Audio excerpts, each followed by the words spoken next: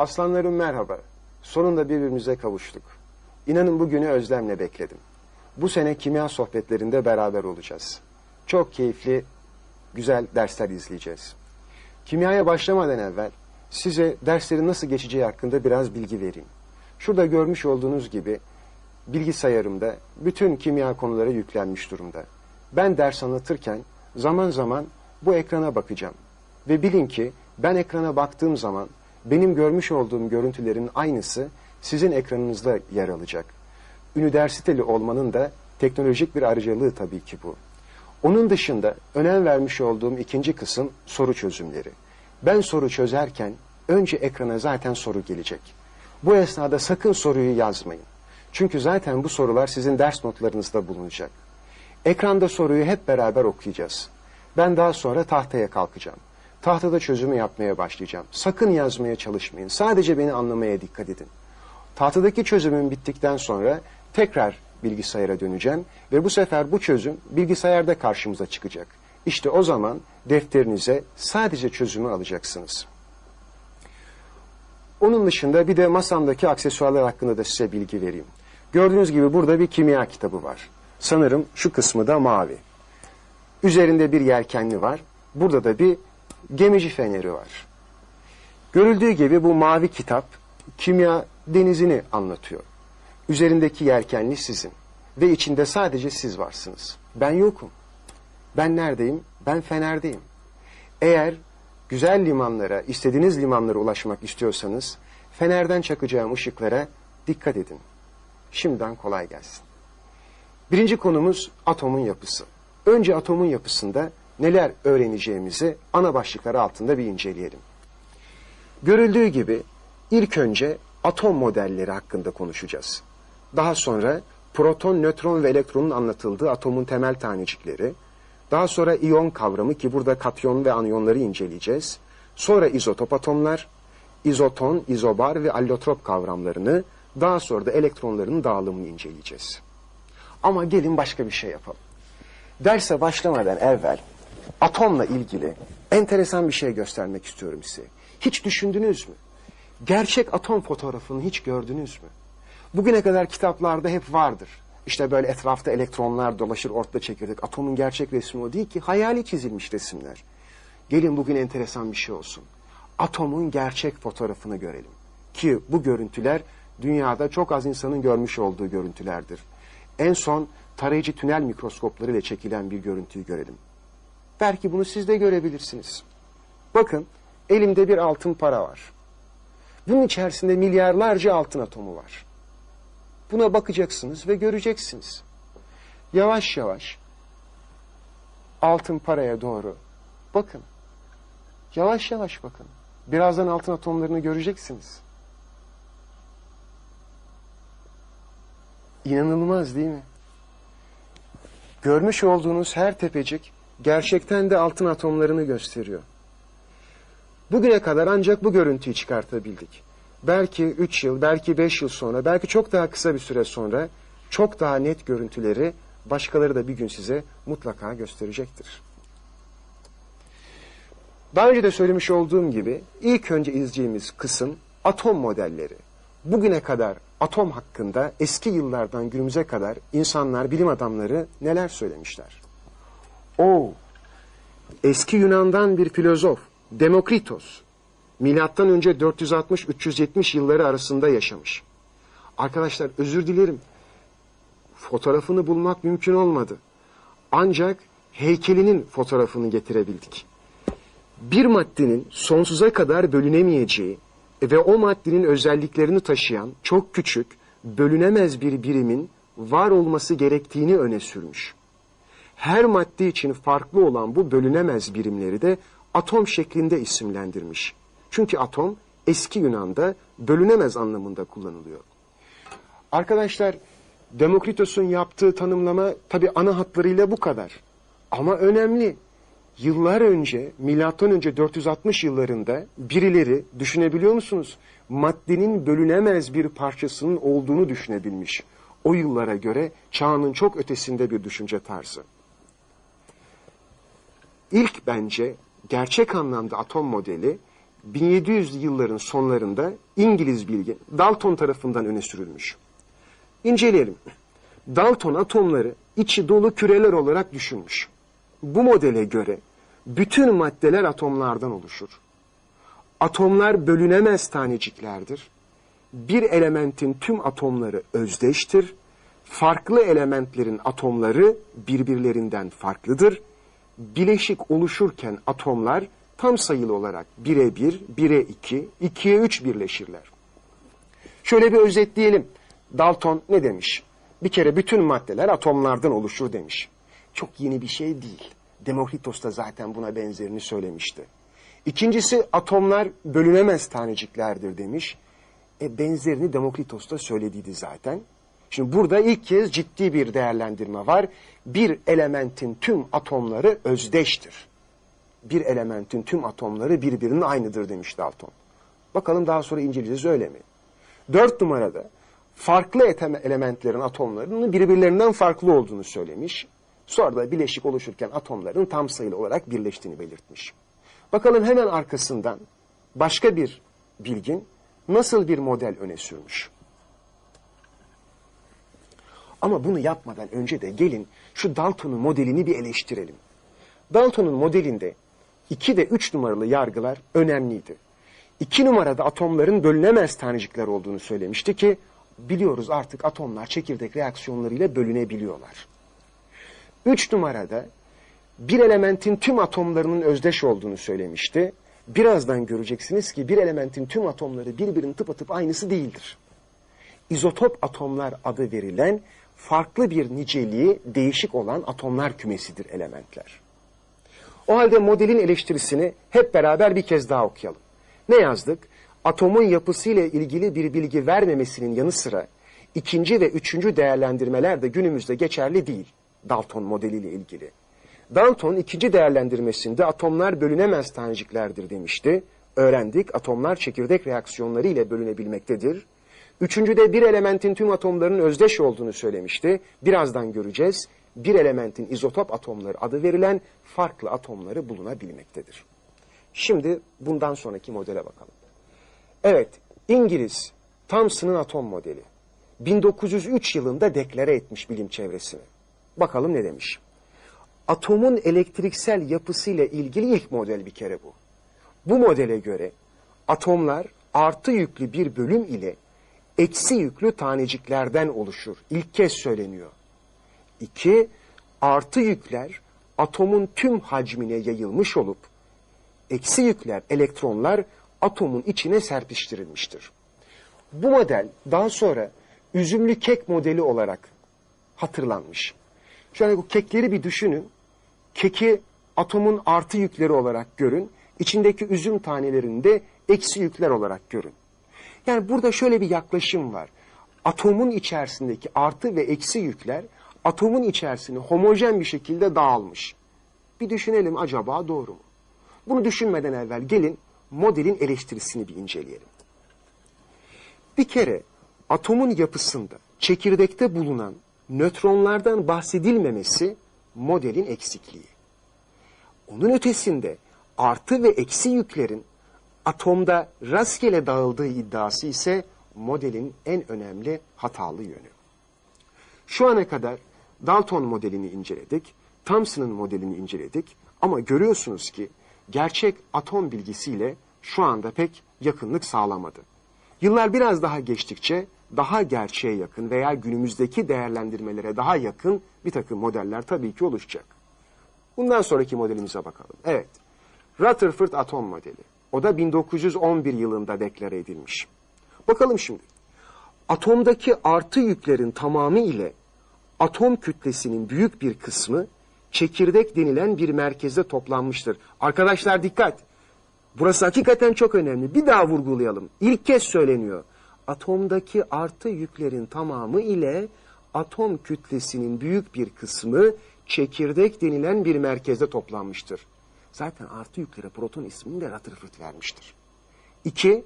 Elektronlar yani eksi yükler çekirdeğin etrafında dairesel yörüngelerde dönerler. Yeni bir değerlendirme.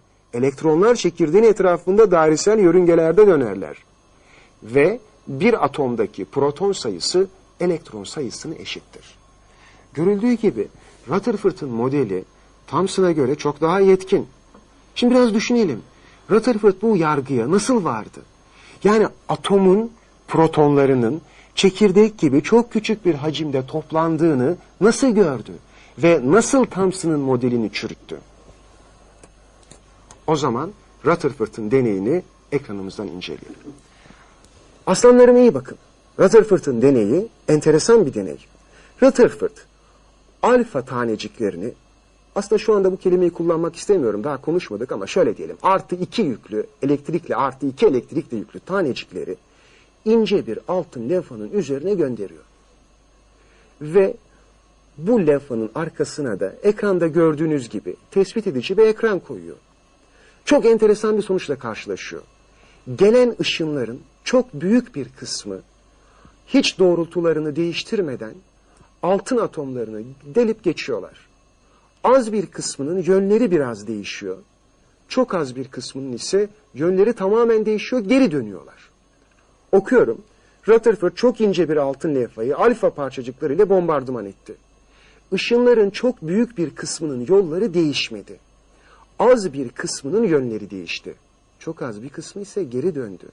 Bu deneyin sonucunda Rutherford artı yüklerin atom hacmi içinde çok az bir yer kapladığına kanaat getirdi. Şimdi tekrar bilgilerimizi toplayalım. Alfa tanecikleri artı ile yüklüydü. Şimdi düşünebiliyor musunuz? Bir artı yüklü taneciğin yönünü değiştirebilmesi için kendisine eşit bir yük tarafından itilmiş olması gerekir. Demek ki o zaman atomun içerisinde artı yüklü tanecikler var. Peki düşünün, neden çok az bir kısmı etkilendi? Neden çok az bir kısmı geri döndü? Çünkü artı yükler atomun içinde çok küçük bir alan almıştı. Rutherford'un bu buluşu o güne kadar hiç konuşulmamış bir şeydi. Ama eleştirelim isterseniz. Rutherford'un modelini eleştirelim. İnceliyoruz. Çekirdekli nötronlar bu modelde de yer almamış. Daha önce de yoktu, hala yok. Hemen söyleyelim. Bu çekirdekteki yüksüz tanecikler, zaten bu nötr oldukları için nötron adını almışlar. 1932'de Chadwick tarafından tespit edilmiş. Ayrıca bu modelde elektronların nasıl olup da çekirdeğin içine çekilmediği açıklanmamış. Bakalım bundan sonra görüntümüzde ne var? Çok enteresan. Thomson modelini çürüttü diye Rutherford'a kızmış mıdır? Ben bunu hep merak ederim. Yani bir şey buluyorsunuz, bilim çevresinde acayip saygın bir yeriniz var. Herkes sizi saygıyla, bütün makaleleriniz gazetelerde, bilim dergilerinde yayınlanıyor. Sonra birisi çıkıyor, sizin bütün savınızı çürütüyor. Ve artık o el üstünde. Kötü bir durum. Acaba kızar mısınız? Bir bilim adamı olarak sizden daha gelişmiş bir modeli öne süren ve kabul eden, o özelliğiyle kabul görmüş bir adama kızar mısınız? Ben de çok merak ederim. Thomson Rutherford'a kızmış mıdır? Bakalım. Hiç öyle görünmüyor. Hemen bir bilgi vereyim. Sol taraftaki şapkalı kişi Thomson, beyaz saçlı olan kişi Rutherford. Ben bu resmi çok eski bir İngilizce bir dergiden aldım. O yüzden de zaten çok net değil. Altında çok enteresan bir yazı vardı. Yazıda şöyle söylüyordu. Acaba Rutherford'la Thomson bir atom modelini mi tartışıyorlar? Yoksa hafta sonu oynanacak olan bir futbol maçını mı tartışıyorlar? Artık bunları söylemek, bilmek mümkün değil. Artık günümüze yavaş yavaş yaklaşıyoruz. Rutherford modelinden sonra inceleyeceğimiz model Bohr'un atom modeli. Evet, 1913'te deklare edilmiş. Şimdi hatırlayın, Rutherford modeli atomdaki proton ve elektronların yerini belirtmişti. Ama elektronların konumunu açıklayamamıştı. Bohr modelinde ise elektronların konumu çok daha iyi açıklanmış. Bu modele göre 1. Atomda belirli yörüngeler. Arkadaşlar, aslanlarım, bu kavramlar ilk defa geçiyor modellerde şimdi. Atomda belirli yörüngeler, enerji seviyeleri olup elektronlar bu enerji seviyelerinde bulunurlar. 2. Çekirdekten uzaklaştıkça enerji seviyelerinin enerjisi artar.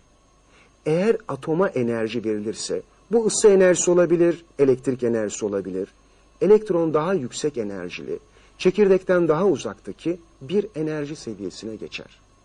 Ve atoma verilen enerji kesildiğinde elektron daha düşük enerjili eski yerine döner. Bu arada enerji farkını ışık şeklinde dışarı verir. Her bir element atomu farklı ışıklar verir. Tabii enteresan. Şu ana kadarki kullanmış olduğumuz modellere göre çok daha yetkin. Acaba eleştirecek yanları var mı? Bakalım. Bir kere Bohr atomu Güneş sistemine benzer bir şekilde açıklamış. Aslında tek elektronlu atomlar için açıklayıcı bir model. Yani hidrojen atomunun yapısına uygun bir model. Çok elektronlu atomlarda model yetersiz kalmış. Zaten çok elektronlu atomlardaki modeli de modern atom teorisinde inceleyeceğiz. Bakalım görüntümüzde ne var? Rutherford Bohr'a kızmış mıdır? Ben de merak ediyorum, hakikaten kızmış mıdır? Geçen sefer Thomson Rutherford'a kızmadıydı. Şimdi Rutherford Bohr'a kızmış mıdır? Bakalım. Şimdi sol taraftaki beyaz saçlı kişi Rutherford. Gördüğünüz gibi biraz yaşlanmış. Sağ taraftaki Bohr. Önlerinde duran hanımefendilerin kim olduğunu bilmiyorum. Büyük bir ihtimalle eşleridir. Aslanlarım, atom modellerini bir tarihsel süreç içerisinde inceledik. Şimdi inceleyeceğimiz bölüm atomun temel tanecikleri. Nedir atomun temel tanecikleri? Protonlar, nötronlar ve elektronlar. Şimdi şöyle bir giriş yapalım. Atomlar içlerinde artı yüklü protonlar ile yüksüz nötronların bulunduğu bir çekirdek. Ve bu çekirdeğin etrafında belirli enerji seviyelerinde dolaşan eksi yüklü elektronlardan oluşmuşlardır. Ve atomdaki proton, nötron ve elektronlara atomun temel tanecikleri denir. Çekirdekteki proton ve nötronlara da nükleonlar denir. Gelin ekrandan bunları bir inceleyelim. Söylemiş olduğum gibi atomlar içlerinde artı yüklü protonlar ile yüksüz nötronların bulunduğu bir çekirdek ve bu çekirdeğin etrafında belirli enerji seviyelerinde bulunan eksi yüklü elektronlardan oluşmuşlardır. Çizelgemize dikkat.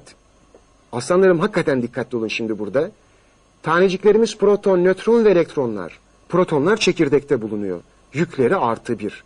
Kütleleri bir atomik kütle birimi. Ne demekse. İkinci taneciğim nötron. Diğeri çekirdek. Yükü yüksüz. Kütlesi bir atomik kütle birimi. Üçüncü taneciğim elektron. Yeri yörüngeler veya asıl adıyla enerji seviyeleri. Yükü eksi bir. Kütlesi 1 bölü 1840 AKB. Yani proton ve nötronun kütlesi birbirine eşit, elektronun kütlesi onların 1840'ta biri. Bu nedenle çaktırmadan söyleyeyim, elektronların kütlesi zaten proton ve nötronun kütlesinin yanında ihmal edilir. Söylemiş olduğum şeyi burada yazıda görüyorsunuz. Proton ve nötronlara nükleon denir. Atomdaki proton, nötron ve elektronlara da temel tanecikler denir. Gelin enteresan bir şey daha konuşalım. O da şu. Şu atomdaki çekirdek ve atomun hacmi ile çekirdeğin hacmi arasındaki ilişkiye bakalım. Önce bir benzetme yapayım. Şimdi mesela Ali Sami Yen stadını düşünün. Santra yuvarlağını düşünün. Ama bakın bir dakika, stadı yani futbol oynanan kısmı değil, stadı düşünün. Tribünleriyle beraber stadı düşünün. Santra yuvarlağına bir tane karınca koyun. Karınca atomun çekirdeği ise stadın kendisi de atomun hacmi. İnanılmaz ironiyi düşünebiliyor musunuz? Başka bir şey daha söyleyeyim. Başka bir örnek vereyim, bununla birleştirin. İstanbul'un şu anda en yüksek binası nerede bilmiyorum. Levent'te çok büyük gökdelenler oluşuyor. O binayı oluşturan milyarlarca atomu düşünün. Bu milyarlarca atomun elektronlarını boş verin. Zaten onların bir ağırlıkları yok. Çekirdeklerini düşünün. Bu milyarlarca atomun çekirdeğini düşünsenize, kaç katlı bina. Çekirdeklerini yan yana getirin, yapıştırın. Düşünün şimdi kaç katlı bina olur? 5 kat mı? 3 kat mı? Gecekondu mu olur? Söylüyorum, dikkat. Kesme şeker büyüklüğünde bir hacim elde edersiniz. Ve ne enteresandır ki o kesme şekeri dünyanın en güçlü vinçleri dahi kaldıramaz. Söylemeye çalıştığım şey şuydu. Atomun temel taneciklerinden proton, nötron ve elektronu incelerken çekirdeğin proton ve nötronlardan oluştuğunu, hacminin atomun hacminde inanılmaz küçük olduğunu ama atomun tüm ağırlığının da bu çekirdekte toplandığına önem vermeye çalışmıştım. Şimdi yine ekranımıza dönelim. Bir kere klasik bir bilgi var. Element atomları sembollerle gösterilir. İşte biliyorsunuz. Na sodyum, Fe demir, Cl klor, K potasyum. Asıl söylemeye çalıştığım şey şu. Bir atom iki sayı ile tanımlanır. Hani işte bir insanın tek başına ismiyle tanımlanması mümkün değil. Tek başına soyadıyla tanımlanması da mümkün değil. İsim ve soyadıyla beraber tanımlanıyor. Bir atom da iki sayı ile tanımlanır. Nedir bunlar? Bir, atom numarası genellikle Z harfiyle sembolize edilir. İki, kütle numarası A harfiyle sembolize edilir. Şimdi herhangi bir element atomu X ile gösterildiğinde, aslanlarım dikkat, atomun sol üst köşesine kütle numarası yazılır, sol alt köşesine atom numarası yazılır. Örneklere bakın lütfen. 12'ye 6 karbon, 16'ya 8 oksijen, 238'e 92 uranyum. Sol üstte yazılı olanlar kütle numarasıdır, sol altta yazılı olanlar atom numarasıdır. Pek güzel bir anlatım olmadı. Şimdi düşünebiliyor musunuz? Atom iki şeyle tanımlanırmış. Bir tanesi kütle numarasıymış, bir tanesi atom numarasıymış. Ben yani anlatıcı kişi olarak ne atom numarasının ne olduğunu, ne kütle numarasının ne olduğunu söylemedim. Hatamı telafi ediyorum. Gelin bakalım bunları inceleyelim. Atom numarası proton sayısıdır. Aslanlarım dikkat! Atomun çekirdeğindeki proton sayısı kaç tane ise atomun atom numarası da zaten o. Hem bir şey daha söyleyeyim. Çekirdekteki tek yüklü tanecikler protonlardı. Nötronlar yüksüzdü. O halde proton sayısı aynı zamanda çekirdek yükü. Demek ki atom numarası proton sayısı demek. Demek ki proton sayısı çekirdek yükü demek. Sol üst köşeye yazdığımız kütle numarası ise, görüyorsunuz ekrandan, proton sayısı ile nötron sayısının toplamına eşit. Hem bir şey daha söylemek istiyorum. Atomun çekirdeğinde artı yükler var. Nötronlar yüksüz. Protonlardan dolayı artı yükler var. Dışarıda da eksi yükler var. Nötr atom, yüksüz atom ne demek? Ne olabilir? Demek ki atomun çekirdeğinde ne kadar artı yük varsa, dışarıda da o kadar eksi yükü varsa, yani atomun proton sayısı elektron sayısına eşitse, o atom nötr, yüksüz bir atomdur. O zaman tekrar görüntümüze bakalım. Nötr, yüksüz atomda proton sayısı elektron sayısına eşit olacaktır. Çinko örneğini inceliyoruz. Sol üst köşede bir 65 sayısı, sol alt köşede bir 30 sayısı var. Hoş olsun diye çinko sembolünün yanına da çinkonun resmini koydum. Üniversite sınavında çinko resminin size bir faydası olacağını zannetmiyorum. Hoşluk olsun diye. Şimdi çinko atomuna bakalım. Sol alt köşedeki 30 sayısı atom numarasının 30 olduğunu söylüyor. Proton sayısının 30 olduğunu söylüyor. Çekirdek yükünün artı 30 olduğunu söylüyor. Aslanlarım dikkat! Nötr atom olduğu için proton sayısı da elektron sayısına eşit. Elektron sayısı da 30. Öbür sütuna geçelim. Sol üst köşede 65 sayısını görüyoruz. Kütle numarası 65. Hatırlayın, protonlar ve nötronlara nükleon deniliyordu. Yani nükleon sayısı da 65. Yeni bir şey daha öğrendik. Demek ki kütle numarası aslında nükleon sayısı toplamı. Nötron sayısını bulmak için yapacağımız şey belli. Kütle numarası 65 ise, atom numarası 30 ise, kütle numarası da proton ve nötron sayılarının toplamına eşitse, 65'ten 30'u çıkartırsanız 35 sayısını bulursunuz. O da zaten nötron sayısı olur. Eğer bir soru gelir de bu sembole baktırıp temel tanecikler toplamı nedir diye bir soru olsa ne yapacağız? Proton, nötron ve elektronların toplamına bakacağız. 30 proton, 35 nötron ve 30 elektron var. Toplamları 95.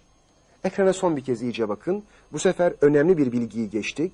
Çinkonun kütle numarası ve atom numarası verildi ve o sayısal değerlere bakılarak aşağıdaki nicelikleri biz bulduk. Aslanlarım iyi bakıyorsunuz değil mi? Herhalde bir problem yok.